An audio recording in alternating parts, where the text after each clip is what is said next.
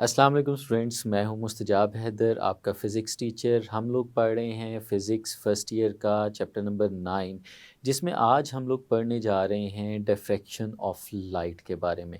हमें पता है कि लाइट जनरली स्ट्रेट लाइन में ट्रैवल करती है, लेकिन जब लाइट के रास्ते में कोई ऑब्स्टेकल्स आ जाते हैं तो लाइट जो है वो अपना पाथ बदल लेती है, लाइट का पाथ बेंड हो जाता है। ये फिनोमिना हम लोग डिटेल में डिस्कस करने जा रहे हैं, तो चलें लाइट बोर्ड की तरफ चलते हैं और लेक्चर का आगाज़ करते हैं। स्टूडेंट्स, हम लोग समझने जा रहे हैं डिफ्रैक्शन ऑफ लाइट को। लाइट जो है वो किस तरह से डिफ्रैक्ट करती है और बेसिकली ये फिनोमिना है क्या। अब इसको समझने के लिए हम बुक की दो एग्जांपल्स को फॉलो करेंगे। एक एग्जांपल जो हमारे इस आर्टिकल में मेंशन की गई है वो है यंग्स डबल स्लिट एक्सपेरिमेंट। अगर उसे आप डिटेल में सीखना चाहते हैं तो हम लोग उसको पहले डिस्कस कर चुके हैं, लेकिन यहाँ पे हम उसका वो हिस्सा जो ज़रूरत है इसको समझने के लिए हम वहाँ इसको यहाँ पे डिस्कस करेंगे। स्टूडेंट्स, क्या था यंग्स डबल स्लिट एक्सपेरिमेंट? हम लोगों ने देखा था कि हमारे पास अगर एक स्क्रीन मौजूद हो और स्क्रीन कुछ इस तरह से हमारे पास मौजूद हो कि उसके अंदर एक नैरो स्लिट मौजूद हो। स्लिट स्टूडेंट्स हम लोग जानते हैं एक स्मॉल ओपनिंग को कहते हैं, कि जिसमें से कोई चीज़ पास करके आगे जा सकती है, और इससे कुछ फासले पे हमारे पास एक और स्क्रीन मौजूद हो और जिस स्क्रीन के अंदर एक नहीं बल्कि दो स्लिट्स मौजूद हों, और फिर इससे कुछ और फासले पे हम लोगों ने एक और स्क्रीन प्लेस की हो जिस स्क्रीन के अंदर कोई भी स्लिट मौजूद ना हो। तो स्टूडेंट्स, इस तरह की 3 स्लिट से हमने यंग्स डबल स्लिट एक्सपेरिमेंट को समझा था। अब स्टूडेंट्स, इसके अंदर क्या था? अगर हम लोग याद करते हैं तो हमने सीखा था कि अगर हमारे पास पीछे से किसी सोर्स से आने वाले पैरेलल वेव फ्रंट्स मौजूद हों, जैसे में हम इस तरह से इमेजिन करते हैं कि ये हमारे पास पैरेलल वेव फ्रंट्स हैं, यानी लाइट है जो ट्रैवल करते करते हमारे इस स्लिट पे आ रही है, ये इस डायरेक्शन में। और ये जो लाइट है स्टूडेंट्स हमारे पास, ये एक मोनोक्रोमैटिक लाइट है जो एक ऐसे सोर्स से जनरेट हो रही है जो मोनोक्रोमैटिक है। जब स्टूडेंट्स वो इस स्लिट तक पहुंचती है, इस स्लिट में से पास करती है, तो हमें याद है हाइगन्स प्रिंसिपल हम लोगों ने सीखा था। ये जो स्लिट है ये बिहेव करना शुरू कर देती है as a source, secondary source के तौर पर, और इसमें से जो लाइट है वो वेव्स की शक्ल में ट्रैवल करते हुए आगे की डायरेक्शन में जाती है, जैसे कि यहाँ पे हमें नज़र आ रही है।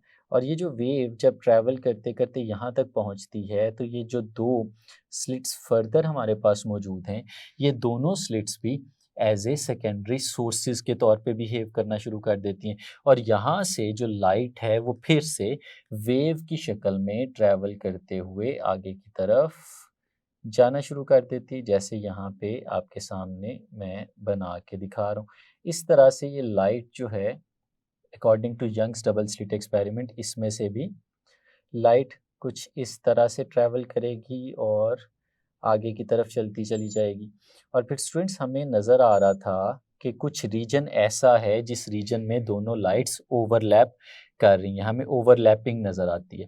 और उस ओवरलैपिंग के बाद हमने एक पैटर्न देखा था जिसे हम इंटरफेरेंस पैटर्न कहते थे, जिसमें हमें ऑल्टरनेटिवली ब्राइट और डार्क फ्रिंजेस नज़र आती थी। जैसे हम लोगों ने देखा था कि इसके बिल्कुल जो सेंटर वाला पार्ट यहाँ पे हमारे पास मौजूद था, इस जगह पे हमें एक ब्राइट फ्रिंज बनती हुई नज़र आती थी। इससे ऊपर हमारे पास एक डार्क रीजन होता था और उससे ऊपर हमारे पास फिर से ब्राइट फ्रिंज बनती थी। उसके नीचे भी एक डार्क रीजन होता था और उसके साथ भी हमारे पास ब्राइट फ्रिंज बनती थी, यानी ऑल्टरनेट हमारे पास डार्क और ब्राइट फ्रिंजेस बनती चली जाती थी। इस तरह से ये स्टूडेंट्स आपको जो रेक्टेंगल्स नज़र आ रही हैं, सिर्फ आपको वाज़े करके दिखाने के लिए कि यहाँ पे हमारे पास लाइट जो है वो ब्राइट फॉर्म में नज़र आ रही थी। अब ये एक चीज़ बड़ी ही अनोखी थी उस कॉन्सेप्ट को सामने रखते हुए जो हम बचपन से पढ़ते आ रहे हैं कि लाइट जब भी ट्रैवल करती है तो लाइट तो एक स्ट्रेट लाइन में ट्रैवल करती है। अगर लाइट स्ट्रेट लाइन में ट्रैवल करती है तो फिर हमें यहाँ पे ये ब्राइट और डार्क फ्रिंजेस का पैटर्न नज़र नहीं आना चाहिए। क्यों नहीं नज़र आना चाहिए? स्टूडेंट्स, इमेजिन करें कि अगर लाइट स्ट्रेट लाइन में ट्रैवल कर रही है तो ये पहली स्लिट से आने वाली लाइट जो है इसको सिर्फ उस रीजन को इल्यूमिनेट करना चाहिए जो बिल्कुल इसके सामने मौजूद है। यानी अगर हम इस केस में कहें तो यहाँ पे इस रीजन को इल्यूमिनेट करना चाहिए। ऊपर और नीचे जो हमारी दो स्लिट्स नज़र आ रही हैं, इस लाइट को तो वहाँ तक भी नहीं पहुँचना चाहिए। लेकिन हम लोग देख रहे हैं कि अगर यहाँ तक किसी तरह से पहुँच भी जाए लाइट, और इधर से अगर लाइट आगे की तरफ जाती, तो अगर वो स्ट्रेट लाइन में ट्रैवल करती तो उसको सिर्फ इस रीजन को इल्यूमिनेट करना चाहिए, और जो लाइट यहाँ से आती उसको सिर्फ इस रीजन को इल्यूमिनेट करना चाहिए। ये जो दरमियान वाला रीजन हमें यहाँ पे नज़र आ रहा है, इस रीजन की को तो लाइट किसी तरह से इल्यूमिनेट नहीं कर सकती। अगर हम इस कॉन्सेप्ट को फॉलो करें तो हम देखते हैं यहाँ पे लाइट हमें एक ब्राइट फ्रिंज या एक ब्राइट रीजन किस तरह से दे सकती है। तो ये क्वेश्चन है जिस क्वेश्चन का आंसर अभी हम थोड़ी देर में लेंगे। इसी तरह से स्टूडेंट्स अगर हम लोग इमेजिन करें तो एक और एक्सपेरिमेंट भी है जो हमारी बुक में बताया गया है, मेंशन किया गया है। अगर हम उसे देखते हैं, लेट्स सपोज स्टूडेंट्स हम एक बहुत ही छोटा टाइनी साइज का एक बॉल ले लेते हैं, जैसे एक स्टील का बॉल है, बहुत छोटा सा। इसको यहाँ पे एग्जैजरेट करके थोड़ा सा बड़ा करके आपको दिखाया जा रहा है। लेट्स सपोज स्टूडेंट्स ये एक स्टील का बॉल है जिसका साइज बहुत छोटा है। लेट्स सपोज इसका डायामीटर जो है वो 3 मिलीमीटर्स के बराबर है, बहुत स्मॉल साइज का। अब स्टूडेंट्स अगर ये बॉल हम लोग यहाँ पे लें और इस बॉल से कुछ फासले पे यहाँ पे एक स्क्रीन बना दें, जैसे कि यहाँ पे आपको नजर आ रही। अब इस स्क्रीन से पीछे बॉल हमने कुछ फासले पे रखा और एक अगर हम सोर्स ऑफ लाइट ले लें, एक पॉइंट सोर्स ऑफ लाइट ले लें। लेट्स सपोज स्टूडेंट्स हम यहाँ पे एक पॉइंट सोर्स ऑफ लाइट लेते हैं। ये point of source of light जो है, इसमें से लाइट हर डायरेक्शन में ट्रैवल करते हुए आगे की तरफ जाएगी। तो इस पॉइंट सोर्स ऑफ लाइट से स्टूडेंट्स अगर लाइट इसके ऊपर डालते हैं तो हमें पता है, हम अपनी ऑब्जर्वेशन की बेस पे, एवरीडे की ऑब्जर्वेशन की बेस पे बता सकते हैं कि इसका एक शेडो बनेगा जो हमारी आगे वॉल पे नज़र आ रहा होगा। और वो शेडो कुछ इस तरह से बनेगा। अगर यहाँ से लाइट जो है वो ट्रैवल करते करते इस पे आती है तो स्टूडेंट्स वो इस तरह से लाइट आगे की तरफ जाएगी। और आप लोग इसे बहुत अच्छे से इमेजिन भी कर सकते हैं, जैसे हमारे पास अगर कोई टॉर्च लाइट हो और हमारे पास कोई ऑब्जेक्ट हो और हम उस ऑब्जेक्ट के ऊपर टॉर्च लाइट की मदद से रोशनी डालें तो दीवार पे उसका जो है वो शेडो हमें बनता हुआ नज़र आता है। तो इसी तरह से ये जो रीजन हमें नज़र आ रहा है, हमें यहाँ पे इस बॉल का इसी साइज़ का एक शेडो भी बनता हुआ नज़र आ रहा होगा। और हमें पता है कि अगर हम इस सोर्स ऑफ लाइट को पीछे की तरफ मूव कराते चले जाएंगे तो उसी एंगल की वजह से ये बनने वाला शेडो जो है उसका साइज़ छोटा होता चला जाएगा। और अगर इसे आगे मूव करवाते चले जाएंगे तो इसकी वजह से जो बनने वाला शेडो है उसका साइज़ बड़ा होता चला जाएगा। लेकिन स्टूडेंट्स यहाँ पे एक ख़ास केस है, एक स्पेशल केस है। हमने जो बॉल यहाँ पे लिया है, अगर आप देखें तो हमने कहा है कि उस बॉल का डायामीटर बहुत स्मॉल है, 3 mm उसका डायामीटर है। तो स्टूडेंट्स आप एक अजीब सी चीज़ यहाँ पे ऑब्जर्व करेंगे, वो क्या होगा कि हमें तो ये जो रीजन सारा का सारा नज़र आ रहा है, इसको मैं यहाँ पे हाईलाइट करता हूँ। यहाँ से लेके यहाँ तक जो रीजन हमें नज़र आ रहा है, ये हमें रीजन डार्क नज़र आना चाहिए क्योंकि यहाँ पे इस बॉल का शेडो बन रहा है। लेकिन अगर हम ऑब्जर्व करते हैं तो ये रीजन हमें डार्क नज़र नहीं आता, बल्कि इसका बिल्कुल दरमियान वाला हिस्सा जो यहाँ पे हमें नज़र आ रहा है, ये रीजन जो है ये हमें ब्राइट नज़र आना शुरू हो जाता है। अब क्वेश्चन ये उठता है कि दरमियान वाला रीजन यहाँ पे ब्राइट क्यों नज़र आना शुरू हो जाता है। तो स्टूडेंट्स जैसे हाइगन का प्रिंसिपल हम लोगों ने सीखा था कि किसी भी जगह पे अगर वेव फ्रंट के किसी हिस्से को ले लें तो वो वेव फ्रंट जो है वो बिहेव करना शुरू कर देता है एज ए सेकेंडरी सोर्स। अब इस केस में भी अगर हम ये कहें कि जो बॉल हमें नज़र आ रहा है, इस बॉल के जो रिम है यानी जो इसके किनारे हैं, वहाँ पे जब वेव फ्रंट पहुँचता है तो वो वेव फ्रंट भी अगर सेकेंडरी सोर्स की तरह एक्ट करना शुरू कर दे तो फिर इस केस में क्या होगा? फिर इस केस में यहाँ से भी एक सोर्स जो है वो लाइट आगे की तरफ भेजेगा और यहाँ से भी एक सोर्स जो है वो लाइट आगे की तरफ भेजेगा। अब इन सोर्सेज से अगर यहाँ से एक लाइट ट्रैवल करते करते करते करते सेंटर तक आती है और यहाँ से एक लाइट ट्रैवल करते करते सेंटर तक आती है, तो स्टूडेंट्स मैं इसको यहाँ पे सॉलिड लाइंस के साथ रिप्रेजेंट कर रहा हूँ। जब ये दोनों लाइट की रेज यहाँ तक पहुँचेंगी एज ए सेकेंडरी सोर्सेज, तो स्टूडेंट्स इन दोनों लाइट्स का जो पाथ डिफरेंस है यहाँ पे वो ज़ीरो हो जाएगा। हमें पता है दोनों ने एक जितना फासला तय किया, उनके बिल्कुल सेंटर में यहाँ पे चले गए। तो जब पाथ डिफरेंस ज़ीरो हो जाएगा तो यहाँ पे कंस्ट्रक्टिव इंटरफेरेंस हो सकती है, हम जानते हैं। और उस कंस्ट्रक्टिव इंटरफेरेंस की वजह से यहाँ पे हमें एक ब्राइट स्पॉट जो है वो नज़र आना शुरू हो जाता है। तो हमारे इसके सेंटर में ब्राइट स्पॉट नज़र आने की वजह जो है वो कंस्ट्रक्टिव इंटरफेरेंस है, कि जो लाइट की दोनों वेव्स यहाँ तक पहुँची थी उन्होंने कंस्ट्रक्टिवली इंटरफेयर किया था। यही फिनोमिना यहाँ पे भी हुआ था कि हमें जो यहाँ पे सेंटर में ब्राइट रीजन नज़र आ रहा है वो भी इसी वजह से नज़र आ रहा था क्योंकि इसके सेंटर वाले हिस्से में इस जगह पे भी कंस्ट्रक्टिव इंटरफेरेंस हुई थी। ये तो स्टूडेंट्स बहुत आसान सी चीज़ है इसको समझना, कि जहाँ पे कंस्ट्रक्टिव इंटरफेरेंस होती है वहाँ पे ब्राइट इमेज बन जाते हैं, जहाँ पे डिस्ट्रक्टिव इंटरफेरेंस होती है वहाँ पे डार्क रीजन्स रह जाते हैं, क्योंकि लाइट जो है जब डिस्ट्रक्टिवली इंटरफेयर करती है तो उसकी जो इंटेंसिटी है वो इतनी कम हो जाती है कि हम उसे बाज़ जगहों पे देख भी नहीं सकते, या बहुत कम होती है कि हमें बहुत थोड़ी नज़र आ रही होती है। तो ये दोनों चीज़ें यहाँ पे हो रही हैं। लेकिन क्वेश्चन ये है कि लाइट यहाँ तक पहुँच कैसे रही है? जैसे कि हमने इस केस में कहा कि शैडो बनना चाहिए था, लाइट को यहाँ पे नहीं पहुँचना चाहिए था, लेकिन लाइट वहाँ पे पहुँच रही है। लाइट का इस जगह पे पहुँचना जो कहलाता है उसे हम डिफ्रैक्शन ऑफ लाइट कहते हैं। यहाँ पे स्टूडेंट्स आपके पास डेफिनेशन लिखी है। इस डेफिनेशन को पढ़ते हैं और उसके बाद मैं इसे फर्दर एक्सप्लेन करता हूँ कि वो किस तरह से वहाँ पे गई। देखें, डिफ्रैक्शन ऑफ लाइट क्या है? Diffraction of light is the property of bending of light, light का बेंड होना। स्टूडेंट्स ये कीवर्ड्स हैं हमारे पास। लाइट जो है वो बेंड हो रही है, कहाँ से हो रही है? Around the obstacles. अगर लाइट के रास्ते में कोई ऑब्स्टेकल आ गया है, कोई रुकावट आ गई है, वहां से बेंड हो रही है। और कहाँ से बेंड हो रही है? And spreading of light waves into the geometrical shadow of N obstacle is called diffraction.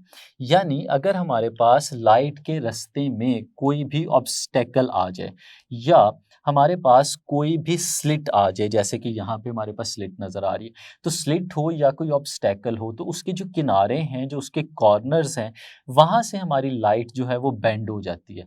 और जो उसका बेंड होना है ये क्या कहलाता है? ये डिफ्रैक्शन कहलाता है। अब क्वेश्चन वही वाला कि बेंड क्यों हो रही है, जिसको मैंने यहाँ पे थोड़ा सा एक्सप्लेन किया कि हम लोगों ने हाइगन्स प्रिंसिपल के अंदर ये चीज़ सीखी थी कि अगर लेट्स सपोज स्टूडेंट्स हमारे पास ये एक सोर्स ऑफ लाइट मौजूद है। अब इस सोर्स ऑफ लाइट से, अगर ये पॉइंट सोर्स है, अगर इस सोर्स ऑफ लाइट से स्फेरिकल हमारे पास वेव फ्रंट्स आगे की तरफ जा रहे हैं, जैसे ये एक वेव फ्रंट है वो आगे की तरफ चलता चला जा रहा है। अब इससे अगला वेव फ्रंट अगर हम लोगों ने बनाना है तो हाइगन्स ने हमें बताया था कि इससे अगला वेव फ्रंट कैसे बनेगा, कि इस वेव फ्रंट के ऊपर आप कुछ पॉइंट्स कंसीडर कर लें। उसने कहा था कि इस वेव फ्रंट के ऊपर जितने भी पॉइंट्स होंगे वो सेकेंडरी वेवलेट्स के तौर पे एक्ट करेंगे, और वो क्या करेंगे कि ये एक सोर्स की तरह बिहेव करेगा और ये सेकेंडरी वेवलेट बना देगा, ये एक सोर्स की तरह बिहेव करेगा, ये सेकेंडरी वेवलेट बना देगा, ये भी सेकेंडरी वेवलेट। हर एक सोर्स जो है वो एक सेकेंडरी वेवलेट बनाता चला जाएगा, जैसे हमें यहाँ पे नज़र आ रहे हैं। और फिर हमने क्या कहा था? फिर हमने कहा था कि एक ऐसी लाइन हम लोगों ने ड्रॉ करनी है, एक ऐसी सरफेस हम लोगों ने ड्रॉ करनी है जो इन तमाम सेकेंडरी वेवलेट्स को टच करके गुजरे। तो ये जो सरफेस हमारे पास बनती थी, हम इस सरफेस को नाम देते थे नए वेव फ्रंट का। और फिर इस वेव फ्रंट के ऊपर भी अगर हम कोई पॉइंट ले लेते हैं तो वो पॉइंट भी सेकेंडरी वेवलेट के तौर पे बिहेव करना शुरू कर देता है। अब स्टूडेंट्स अगर इसी चीज़ को हम लोग यहाँ पे देखें, तो इस केस में अगर हम इस पहली स्लिट की बात करें, तो इस स्लिट में से जब ये पैरेलल वेव फ्रंट्स पहुंचे तो इस स्लिट के सेंटर वाला जो हिस्सा है, इधर से जब लाइट आगे की तरफ गई तो इसने एज ए सोर्स बिहेव करना शुरू कर दिया। आप इसको और इसका कंपैरिजन करके देखें। जैसे ये सोर्स हमारे वेव फ्रंट्स बना रहा था, वेवलेट्स बना रहा था और आगे की तरफ जा रहे थे, बिल्कुल उसी तरह से यहाँ से वेव ने आगे की तरफ ट्रैवल करना शुरू किया। और फिर वो जब यहाँ पे पहुँची थी, तो फिर ये जो 2 ऑब्स्टेकल्स थे, ये जो 2 स्लिट्स थी, इन स्लिट्स ने भी सोर्स की तरह बिहेव करना शुरू कर दिया। यानी लाइट जिसे स्ट्रेट पाथ में जाना चाहिए था, वो स्ट्रेट पाथ में इस वजह से नहीं गई क्योंकि जो उस रुकावट या उस कॉर्नर या उस स्लिट में से पास कर रही थी, तो उस जगह पे उस कॉर्नर ने, उस स्लिट ने जब वहाँ पे वेव फ्रंट पहुँचा है तो उस वेव फ्रंट ने एज ए सोर्स बिहेव करना शुरू कर दिया। और जैसे सोर्स एक लाइट स्प्रेड करता है, उसने उसी तरह से उस लाइट को स्प्रेड करना शुरू कर दिया। इस वजह से वो लाइट आगे की तरफ गई और फिर अगला हिस्सा तो आपको पता है क्योंकि मोनोक्रोमेटिक थी इस केस में, तो जहाँ पे ओवरलैपिंग हुई उस ओवरलैपिंग की वजह से कंस्ट्रक्टिव और डिस्ट्रक्टिव इंटरफेरेंस हुई, और जहाँ पे कंस्ट्रक्टिव हुई वहाँ पे हमें जो थे वो ब्राइट ग्लो स्पॉट्स नज़र आना शुरू हो गए, जिसे हम ब्राइट फ्रिंजेस का नाम देते हैं। इसी तरह से ये चीज़ यहाँ पे भी हो रही थी। तो स्टूडेंट्स, फिर डिफ्रैक्शन ऑफ लाइट ये हुई कि जब ऑब्स्टेकल आ जाए या कोई स्लिट आ जाए, तो उसके किनारों के पास जब हमारा कोई वेव फ्रंट पहुंचता है, तो वो वेव फ्रंट सेकेंडरी वेवलेट्स के सोर्स के तौर पे बिहेव करना शुरू कर देता है, और लाइट हमारी जो है वो बेंड होना शुरू हो जाती है। तो diffraction of light is the property of bending of light around the obstacles, and spreading of light wave into the geometrical shadow of an obstacle is called diffraction. Students, हमारी बुक में एक information भी दी गई है। अगर इस side bar को हम लोग, साइड बॉक्स को अगर हम लोग देखें, तो यहाँ पे आपको एक छोटा सा एक्सपेरिमेंट करने को बताया गया कि अगर आप अपनी दो फिंगर्स को एक दूसरे के साथ बिल्कुल इस तरह से प्लेस करें, तो हमें पता है हम जब जितना मर्जी इन फिंगर्स को एक दूसरे के साथ प्लेस कर लें तो इनके दरमियान कोई ना कोई रीजन ऐसा ज़रूर रह जाता है कि जिसमें एक ओपनिंग होती है। या अगर हमारी दोनों फिंगर्स जो हैं बिल्कुल मैच भी कर रही हैं, एक दूसरे से मीट कर रही हैं, कोई ओपनिंग नहीं है, तो आप इनके दरमियान थोड़ा सा फासला रखें, और वो जो थोड़ा सा फासला रखते हैं उस फासले से आपके आपके करीब कोई भी बल्ब या सोर्स ऑफ लाइट है, आप उसको देखें। अगर आपकी दोनों फिंगर्स बिल्कुल क्लोज होंगी तो आपको सोर्स ऑफ लाइट नज़र नहीं आ रहा होगा, लेकिन अगर आप थोड़ी सी अपनी फिंगर्स को ओपन करेंगे और उसमें से सोर्स को देखने की कोशिश करेंगे, तो आपको ऐसे लगेगा जो लाइट है वो जब आपके उस स्मॉल ओपनिंग में से आ रही है तो वो बिखरती हुई आपको नज़र आएगी। आपको ऐसे लगेगा कि जैसे एक चमक रहा है कोई सोर्स ऑफ लाइट, और वो आपकी उंगलियों में से बिखरती हुई, निखरती हुई रोशनी जो है वो बाहर की तरफ आएगी। वो किस वजह से होगा स्टूडेंट्स? वो इसी वजह से होगा क्योंकि बहुत स्मॉल ओपनिंग थी, और उस स्मॉल ओपनिंग के होने की वजह से जब लाइट उसमें से पास की है तो लाइट जो थी वो बेंड हो गई है और आपको वो बिखरती हुई नज़र आ रही है। तो स्टूडेंट्स, ये तो था बेसिक एक्सपेरिमेंट्स। 2 एक्सपेरिमेंट्स जो हमारी बुक में बताए गए और एक एक्सपेरिमेंट जो आपको बताया गया जिसे आप देख सकते हैं। अब स्टूडेंट्स, इसको अगर हम फाइनलाइज़ करें आर्टिकल को, तो यहाँ पे कहाँ कौन-सी ऐसी जगह हैं जिधर हम डायफ्रैक्शन को ज़्यादा अच्छी तरह से ऑब्ज़र्व कर सकते हैं, वो भी मेंशन किया गया है। अगर स्टूडेंट्स हम इस आर्टिकल के लास्ट पैराग्राफ को देखें, तो उस लास्ट पैराग्राफ में बताया गया है कि हमारे पास डिफ्रैक्शन को देखना उतना ज़्यादा आसान हो जाता है जितनी हमारी लाइट की वेवलेंथ ज़्यादा हो जाती है। स्टूडेंट्स, वेवलेंथ का ऑब्स्टेकल के साथ कंपेरेबल होना बहुत ज़्यादा ज़रूरी है। हम किसे ऑब्स्टेकल कहते हैं? यानी ये देखिए, हम लोगों ने इसका जो साइज़ लिया था वो शुरू में ही बताया कि ये बॉल जो है बहुत छोटे साइज़ का है, 3 मिलीमीटर का। अगर स्टूडेंट्स आप एक क्रिकेट के बॉल या टेनिस के बॉल को सामने रख के यही एक्सपेरिमेंट परफॉर्म करना चाहेंगे तो आप इस एक्सपेरिमेंट को नहीं परफॉर्म कर सकेंगे। आपको उसका एक सॉलिड शैडो नज़र आएगा, आपको उसके सेंटर वाले पॉइंट के ऊपर कोई भी ब्राइट स्पॉट नज़र नहीं आएगा, क्योंकि वो जो ऑब्स्टेकल है उस ऑब्स्टेकल का साइज़ आपकी लाइट की वेवलेंथ के साथ कंपेरेबल नहीं है।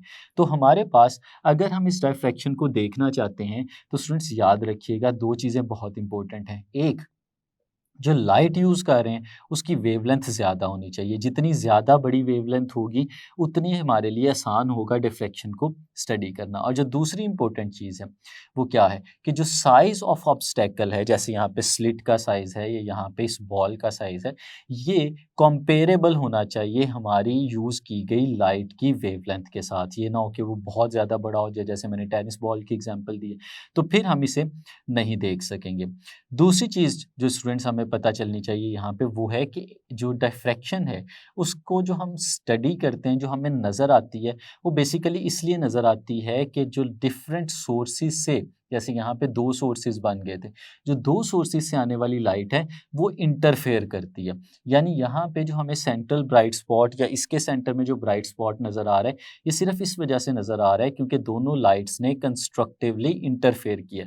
अगर कंस्ट्रक्टिव इंटरफेरेंस यहाँ पे ना हो तो हमें ये ब्राइट स्पॉट्स नज़र ही नहीं आएंगे। लाइट बेंड तो हो जाए लेकिन बेंड होने के बाद अगर वहाँ पे इंटरफेरेंस की कंडीशंस ही फुलफ़िल नहीं होंगी, तो हमें वो जगह नज़र ही नहीं आएगी। तो फिर स्टूडेंट्स ये चीज़ आपने ज़हन में रखनी है कि अगर हम डिफ्रैक्शन को देखना चाहते हैं, तो इसमें सबसे पहली कंडीशन क्या है? सबसे पहली कंडीशन ये है कि हमारे पास जो लाइट है उसकी वेवलेंथ ज़्यादा होनी चाहिए, जो ऑब्स्टैकल है हमारे पास या जो स्लिट है उसका साइज़ उसके कंपेरेबल होना चाहिए और फिर ऑब्ज़र्वेबल इंटरफेरेंस की कंडीशंस फुलफ़िल होनी चाहिए।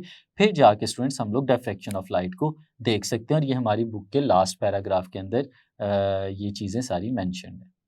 तो स्टूडेंट्स ये था हमारा आज का आर्टिकल जिसमें हम लोगों ने सीखा कि लाइट डाइफ्रैक्ट किस तरह से करती है, क्यों करती है और इसको हम किस तरह से ऑब्ज़र्व कर सकते हैं। यकीनन आपको अच्छे से समझ आया होगा। आज के लिए इतना ही। इजाज़त दीजिए। अल्लाह हाफ़िज़।